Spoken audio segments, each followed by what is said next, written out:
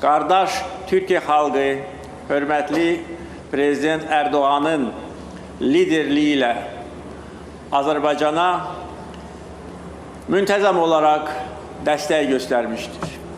Müharibə zamanı Azərbaycan tək deyil, Türkiyə Azərbaycanın yanındadır deməsi bütün dünyaya çox ciddi mesaj idi. Azərbaycan xalqı bu qardaş dəstəyini heç vaxt unutmayacaq.